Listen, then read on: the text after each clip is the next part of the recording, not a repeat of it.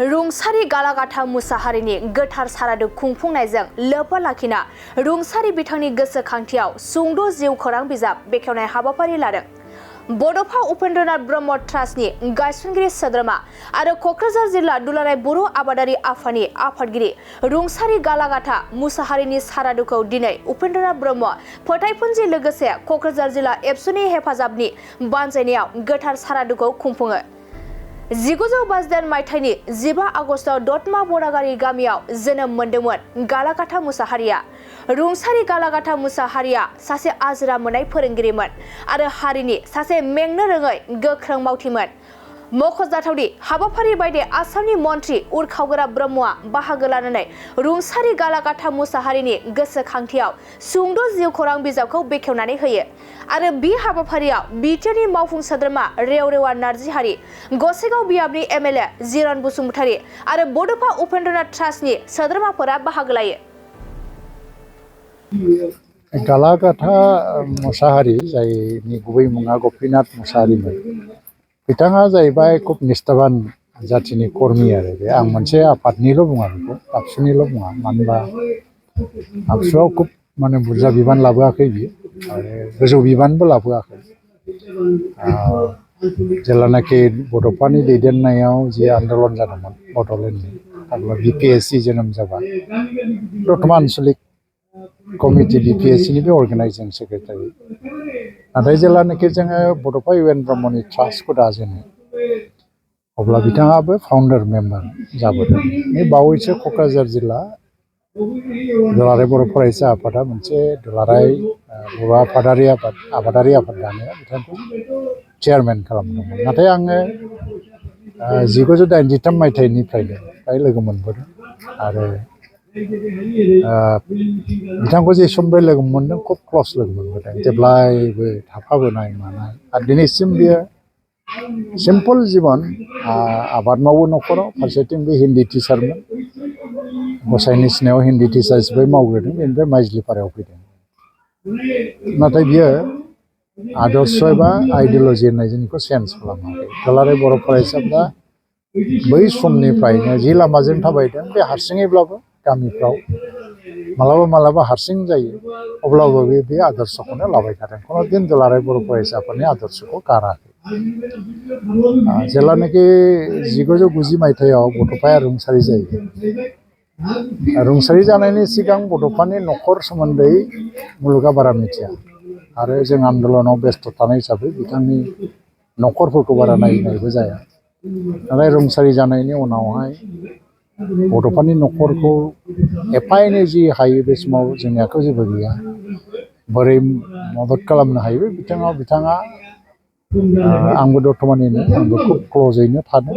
आंजों क्लस मोनसे रिलेसनशिपआव थानानै न'खरखौ नायनाय बा न'खरनि सोमोन्दै मिथिहोनाय, खबर होनाय, बे गासिबो बिथाङानो रल लाबोदों।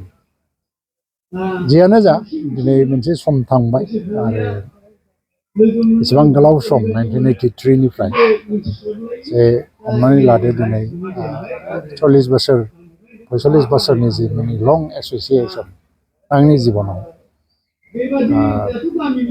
बेयो जोबोद गोसोखांजाथाव। 83निफ्राय लानानै जुदि दा हिसाब खालामो 40 बोसोरानो जायो। 40 बोसोराव 35 बोसोरसोआनो जों क्लस मोनसे कन्टेक्टआव थाबोबाय थादों। बियो जोबोद गावनि साननायाव लोरसोर गैयै मानसि। आरो गालागाथा मुसाहारि जायनि गुबै मुङा गपिनाथ मुसाहारिमोन, बिथाङा जाहैबाय खुब निष्ठाबान जाथिनि कर्मी आरो बे आं मोनसे आफादनिल' बुङा, बेखौ आबसुनिल' बुङा। मानो होनबा आबसुआव खुब बुरजा बिबान लाबोआखै बियो आरो गोजौ बिबानबो लाबोआखै। जेब्लानाखि बड'फानि दैदेननायाव जि आन्दलन जादोंमोन बड'लेण्डनि, अब्ला बिपिएससि जोनोम जाबाय। दतमा आन्सलिक कमिटि बिपिएससिनि बे अर्गेनाइजिं सेक्रेटारि। नाथाय जेब्लानाखि जोङो बड'फा इउएन ब्रह्मनि ट्रास्टखौ दाजेनो, अब्ला बिथाङाबो फाउन्डार मेम्बार जाबोदों। बे बावैसो क'क्राझार जिल्ला दुलाराय बर' फरायसा आफादा मोनसे दुलाराय बर' आबादारि आफाद दानायाव बिथांखौ चेयारमेन खालामदोंमोन। नाथाय आङो 1983 मायथाइनिफ्रायनो फ्राय लोगो मोनबोदों आरो बिथांखौ जे समबो लोगो मोनदों खुब क्लस लोगो मोनबोदों जेब्लायबो थाफाबोनाय मानाय आरो दिनैसिम बियो सिम्पल जीवन आबाद मावो न'खराव फारसेथिं बे हिन्दी टिचारमोन गसाइनि सिनायाव हिन्दी टिचार हिसाबै मावग्रोदों बेनिफ्राय माइजलिपारायाव फैदों नाथाय बियो आदर्श एबा आइडिय'लजि होननाय जिनिसखौ चेन्ज खालामाखै दुलाराय बर' फरायसाफ्रा बै समनिफ्रायनो जि लामाजों थाबायदों बे हारसिङैब्लाबो गामिफ्राव मालाबा हारसिं जायो अब्लाबो बे आदर्शखौनो लाबाय थादों खुनु दिन दुलाराय बर' फरायसाफोरनि आदर्शखौ गाराखै जेब्लानाखि 1990 मायथाइयाव बड'फाया रुंसारि जायो रुंसारि जानायनि सिगां बड'फानि न'खर सोमोन्दै मुलुगा बारा मिथिया आरो जों आन्दलनाव बेस्थ' थानाय हिसाबै बिथांनि न'खरफोरखौ बारा नायनायबो जाया नाथाय रुंसारि जानायनि उनावहाय बड'फानि न'खरखौ एफा एनै जि हायो बे समाव जोंनि आखायाव जेबो गैया बोरै मदद खालामनो हायो बिथाङा आंबो दतमानिनो आंबो खुब क्ल'जैनो थादों आंजों क्ल'स मोनसे रिलेसनशिपआव थानानै न'खरखौ नायनाय बा न'खरनि सोमोन्दै मिथिहोनाय खबर होनाय बे गासिबो बिथाङानो रल लाबोदों जियानो जा दिनै मोनसे सम थांबाय आरो एसेबां गोलाव सम 1983 निफ्राय जे हमनानै लादो दिनै 40 बोसोरनि जि माने लं एस'सिएसन आंनि जिबनाव बेयो जोबोद माने गोसोखांजाथाव 83 निफ्राय लानानै जुदि दा हिसाब खालामो 40 बोसोरानो जाहैबाय 40 बोसोराव 35 बोसोरसोआनो जों क्ल'ज मोनसे कन्टेक्टआव थाबोबाय थादों बियो जोबोद माने गावनि साननायाव लोरसोर गैयै मानसि आरो दिनै जोङो बरागारि गामियाव सासे गालागाथा मुङै मिथिजानाय बिथांनि गुबै मुङा कपिनाथ मुसाहारि दा दिनै बिथांनि श्राद्धआव जों दुलाराय बर' फरायसा आफादनिफ्राय बिथांनि गोसोखांथिनि बे जिउ जारिमिन बरननायजों लोगोसे बावहाय बयबो बिथांनि गामि लोगो दोगो आरो गासै समाजारि आफादनि आरो बड'फा उपेन्द्रनाथ ब्रह्म ट्रास्टनि आरो दुलाराय बर' फरायसा आफादनि दख'रानि जिल्लानि बयबो जों बेयाव ज' जानानै बिथांखौ मान बावदों मानोना बिथाङा सासे मेंनो रोङै मावथिमोन मानोना जोङो लोगो मोनजेननाय समनिफ्राय बिथाङा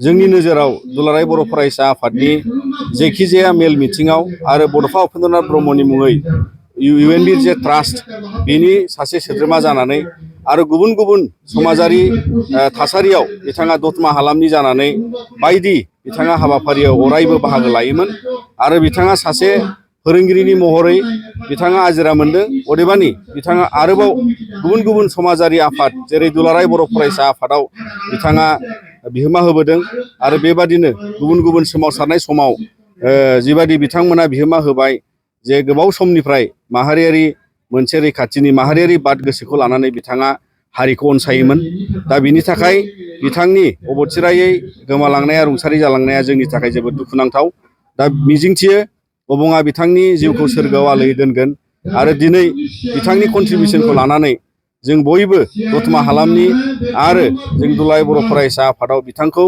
लोगो मोनबोनाय आरो खामानि दामानियाव बिथाङा हेफाजाब होबोनाय जेरै बिथाङा क'क्राझार जिल्ला आबादारि आफादावबो बिथाङा आफादगिरि महरै दैदेनदोंमोन आरो गोबां बेबायदि बिथांनि नोजोराव गोग्लैनाय माखासे समाजारि बिथिङाव बिथाङा अराय सम बाथ्रा बुंनानै माखासे समाज बिथिङाव बिथाङा गोग्गो समाज दानायनि हाबा मावलांदों दा बेखायनो दिनै जोङो बिथांखौ आरोबाव जोङो बिथाङा गैयाब्लाबो जोङो मान होयो आरो दिनैनि समाव बिथांबादि गोबां सुबुं जोंनि समाजाव नांगौ होननानै जों सानो आरो जाहाथे इयुन जोलैयाव बेबादि समाजखौ रैखाथि होलांनो समाजारि बिथिङाव आरो माहारि आरो माखासे जोंनि सोदांनाय खामानियाव बयबो बे बिथांबादि राफोद सासे समाजारि आरो समाज सिबियारि सासे सुबुं आरोबाव जोनोम मोनगोन होननानै जों मिजिंथियो दा दिनैनि समाव नोंथांमोननि गेजेरजों जोङो गालागाथा मुसाहारि एबा बिथाङा कपिनाथ मुसाहारि आरो बिथांनि जाहाथे अराय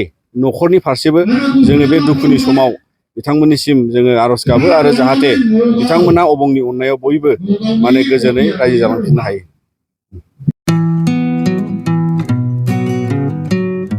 मोनसे फोसावथाय नोंथांमोननि थाखाय मोनसे गोजोनथाव खौरां लानानै फैदों। चिरां जिल्लानि सिङाव थानाय काजलगावनि सिफुं हटेलखौ गुवाहाटी नोगोरनि साखाथियाव थानाय सानसारियाव गोदानै मोनसे सिफुं हटेल ब्रान्च खुलिनाया नोंथांमोननि थाखाय गोजोनथाव खौरां लानानै फैदों। नोंथाङाबो जुदि गुवाहाटीयाव थायोब्ला एबा गुवाहाटी नोगोराव दावबायहैनाय समाव बर'नि दोरोङारि ओंख्रिखौ जानो लुबैयोब्ला गुवाहाटी नोगोरनि साखाथियाव थानाय सानसारियाव गोदानै बेखेवनाय सिफुं हटेलाव थांनानै जाहैनो हागोन। बे सिफुं हटेलाव नोंथाङा बाङाय बेसेनावनो बर'नि गोबां गुबुन गुबुन दोरोङारि जाग्रा ओंख्रिफोरखौ मोननो हागोन। अनला दाउ, सबाय दाउ, अमाजों नारजि, मैथा अमा, ना बाथोन, थारुन अमा आरो गोबां बायदि बायदि बर'नि ओंख्रिखौ बे बर'नि सिफुं हटेलाव मोननाय जायो। सोरबाफोर जुदि बे सिफुं हटेलाव बर'नि संनाय खावनायखौ जानो थाखाय सिगांग्रो अर्डार हरनोब्ला नैबे 9864747796 9954772037 जामबुं नम्बराव कल खालामनानै बुकिं खालामहरनो हागोन।